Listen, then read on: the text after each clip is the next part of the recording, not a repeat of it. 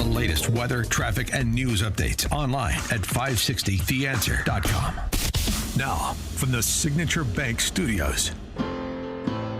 Insert Democrat socialist here. Runs the Democratic House for 30 plus years running. He's promising this and he's stealing that. Where can you get that kind of money? He's using your house like his own piggy bank. You ought to know by now. You can pay off your house here in Illinois, but you can never keep up with the taxes. Oh, how it's always been the plan to have a taxpayer pay, no doubt. Not a matter of if anymore, but when. You're moving out. I said, when you're moving out. Top of the morning, Dan and Amy. By the way, just per the song and the invocation of the House floor, the current Speaker of the House, Chris Welch, when did he stop beating his ex-girlfriend, was apparently walking for local candidates in Wheaton, my hometown, I hear. Oh, really? Just like Brandon Johnson traveled south to St. Louis to help out that mayor. If that guy so much as jaywalks in Wheaton, somebody should call the police. That scumbag. Disgrace. A reminder that just when you think it can't get worse than Madigan and Cullerton, as predicted here, it will get worse, and it did. And it continues to. And that's a perfect segue for Ted Dabrowski to enter stage right. President of Wirepoints, wirepoints.org, all things Illinois policy related. Fresh 2024 data on Illinois' economy must be doing gangbusters because Jelly Belly says so. He just left on a big trade mission to Mexico, making Illinois an international hub of commerce, I'm sure. Ted? Well, yeah, that's the message he likes to send out, that, we've got $1 trillion GDP and he's growing it, and we're growing gangbusters. But, the reality is that this fresh data came out for the Bureau of Economic Analysis and Bureau of Labor Statistics, and it just puts us right at the bottom of the country. And, there's the bad news is that, in terms of creating wage growth, in terms of creating jobs, we suck. We're sucking wind. The good news is that our neighbors are doing really well, and it tells us what we could do if we had better leadership. The potential, we're looking at it when we look at all the 50 states and see how well our neighbors are doing. We know we could do as well or better than they did under proper leadership. Guys, we don't just because we suck. Yeah, I'm sorry for interrupting, but it's called the Memorandum of Understanding, between Mexico and Illinois. That's why he's down there. I don't know if you've heard about that.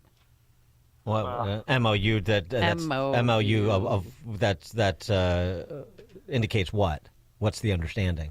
That there's an economic cooperation and opportunities between the state of Illinois and Mexico.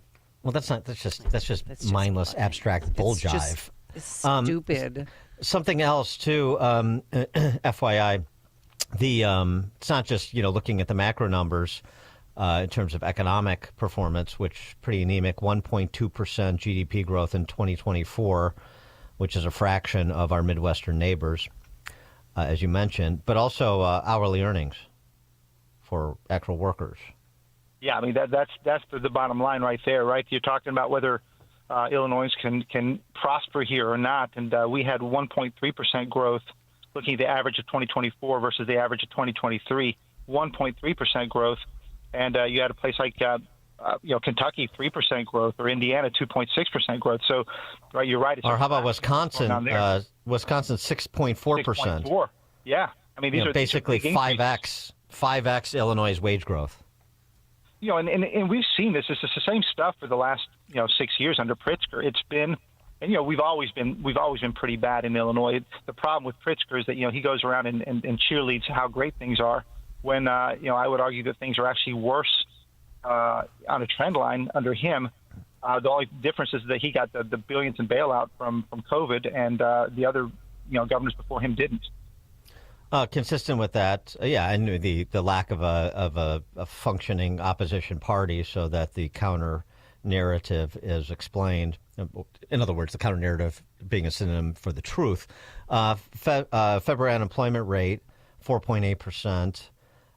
the nation's fifth worst. So again, say, well, the whole thing, everybody's struggling and this and that. Well, some people are struggling, but Illinois consistently struggles worse than most of the rest of the nation, according to just about every quality of life and economic stability indicator you can measure. And so it might lead the thinking person to conclude there's something particular going on in Illinois that isn't going on, certainly to the same extent, negative thing, going on to the same extent in states named Indiana and Wisconsin and Iowa. Yeah, I mean, they just run totally differently. I mean, they don't. I think, for me, one of the biggest things that has been destructive is the whole woke agenda. And I don't mean just the cultural part, but the way they run budgets now, and which is, of course, the cultural part. But everything is seen through a lens of equity and racial, and it got away from being competitive, being good, being excellent, MEI, that the whole merit, excellence, and intelligence. So that's a big part of the flip. And then, of course, just the size of government. It's just massive here. The whole Doge concept is, can't even be spoken in Illinois. It can't exist under this current leadership because they'll never touch, cost cutting and doing things better, making more things efficient. So we have to wait for that until we get change. You were, Johnny, on the spot to a discussion we had earlier in the program, talking about the mob actions in the city of Chicago over the weekend, 15-year-old charged with shooting a tourist in Streeterville, and the conversations we also don't have, called cultural conversations, that don't have with the frequency and depth that are required, and that's the disintegrating nuclear family and the impact that has on lawlessness and disorder in places like Chicago, but not limited to Chicago. And some of the data you have on unwed births in Illinois is pretty jarring, I think people will find. Can you share some of that with us? Yeah, I think you were leading a lot of this discussion back in the day about the lack of family, and we did some FOIAs to the IDPH, Department of Health, and it was amazing to see the number of unwed births in Illinois. And it was shocking to me, and shocking across all the entire culture and races. Rockford, 85% of blacks born to unwed mothers. 50% of whites born to unwed mothers. Decatur, 90% for blacks.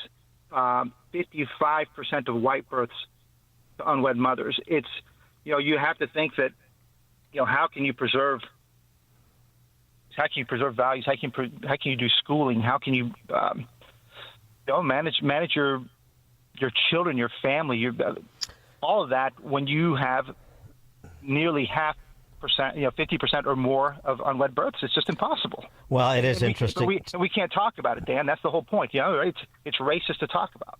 Yeah, well, but it's racist, even though we're talking about white, black, Asian, and Hispanic, where you've got them broken down. I mean, it's across race. It's a problem. And the other thing that's interesting about this data, and I'll tweet it out, is if you look at the communities with the correlation, the communities that have the highest incidence of unwed births, they're communities that once you hear the names, you'll say, well, they've got a law and order problem.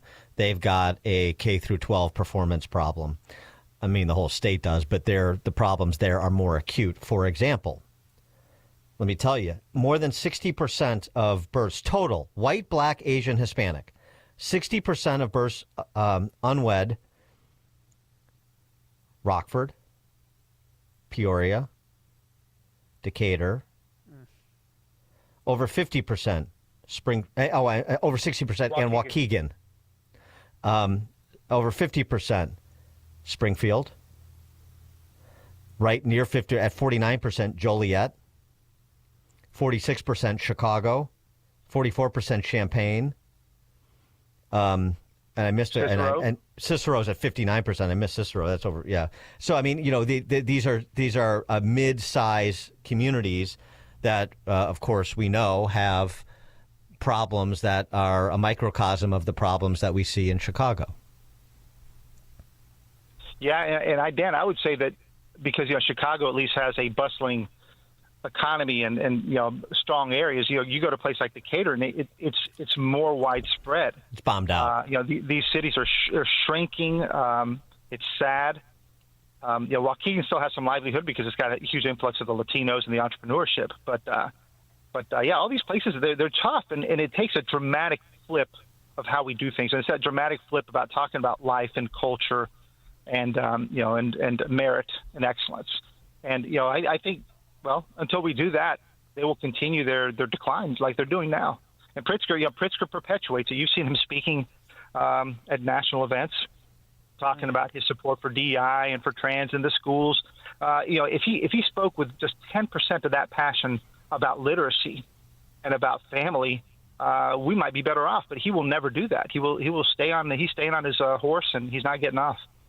Do you think he really is going to run for president next time around? I guess. I mean, look what he's doing. Look at all the touring he's doing. I don't think he'd be doing that. He's certainly testing the waters for sure. He's 100%. It's 100%. Yeah. He's going to run. Yeah.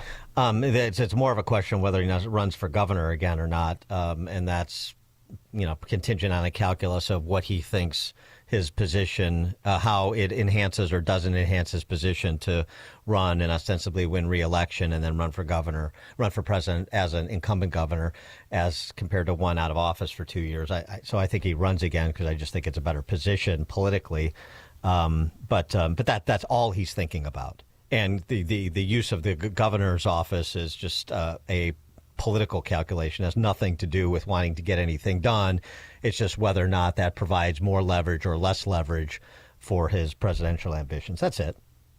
Only thing. Yeah, and of course, the more he talks and the more he's trying to own that far left side of things for the presidential run, the more it becomes obvious that he will never do a single reform in Illinois to make things better, because that would go counter his messaging for the country. And also, he doesn't want to do anything that's toward the direction of Trump in terms of reforms. So, the CPS CTU contract, I think it came in at just under $50 billion and 3 cents.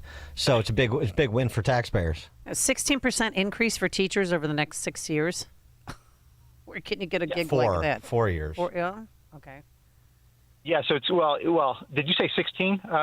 16%. That's what I. Oh yeah, was right. reading. See, this is the problem with how they report these things. That's just the salary increase. They also get the steps, which is the automatic increase when you move forward a year. Oh. So it'll be more like 32% over the 4 years, and that's the big problem. People have no idea about this. This contract is horrible for Chicago. It's just gonna accelerate the decline because there's no money for this contract. There's no money for the pensions. There's no money for all these new people they're hiring. And 2,000, I hear 2,000 new staff for a school district that's shrinking. Yeah, and at quite a robust pace, it's shrinking too. Well, that's on the back of 9,000 people increase over the last 4 or 5 years, and CPS has shrunk by whatever it is 10% in the last few years. So in enrollment. So you're talking about massive increases in spending, a shrinking place where kids can't read. It's just a time bomb, and I don't know how it ends, but it's not going to be pretty. Yeah, time bombs usually don't end well, unless you've got some MacGyver out there that can defuse this one. But it doesn't seem likely. It's just a matter of when something. I mean, as we've said many times, when something happens that is painful and dramatic enough to galvanize people's attention, and we're just not there. Yeah, I think all this does is it keeps pushing things worse and worse, like Johnson has done, and it's opening the eyes of people at some point that at some point we need school choice. We got to save homeschooling. We're going to have to unwind all kinds of horrible things that have been done in the last decade or so, and it will be a really tough task if and when we can get control. Before we let you go, I'm just give you the floor. We've been running our mouths for a while now in advance of today's election about the importance of local government and these spring elections, but I know you pay particular attention as well, and you do so much of your work is related to local government, so I wanted to give you the opportunity to speak to local elections. Well, just in general, it's hard to make people care about local elections. I know you guys have talked about it. My previous life before I came back to Illinois, I was working at Citibank and overseas, and everything I did was international. It was all geopolitics and all those things that are exciting and in the news. And I didn't give a damn about local politics. But once I came back here, I realized, my gosh, there's so much that happens at the federal level. But look at all the stuff that's happening with your school and your taxes, your community, your home values. It's all much of it is local. It's not a huge amount of it's local. So I know it's election day today, and maybe it's a little too late to care about this election if you haven't cared. But man, if you don't start connecting the dots between what happens locally and at the state level, if you can't connect the dots between that and your home values, your kids' education, all that, then you're in a bit of trouble. Yeah, you would think paying the highest combined state and local tax burden in the country would shake some people out of their doldrums, but we'll see. Ted Dabrowski, President Wirepoints, wirepoints.org, all things Illinois policy related. Thanks, Ted. Thank you, Dan. Thank you, Amy. Thank you. And he joined us on our turnkey.pro answer line. There's only one radio show in Chicago talking about today's biggest stories and telling you what they really mean. That show is this one, Chicago's Morning Answer on AM 560, The Answer. Enjoy uninterrupted programming from Dan Proft and Amy Jacobson around the clock, all day, every day, including daily replays of Chicago's Morning Answer on Dan and Amy 24/7. Listen now at danandamy247.com. Living with chronic joint pain is like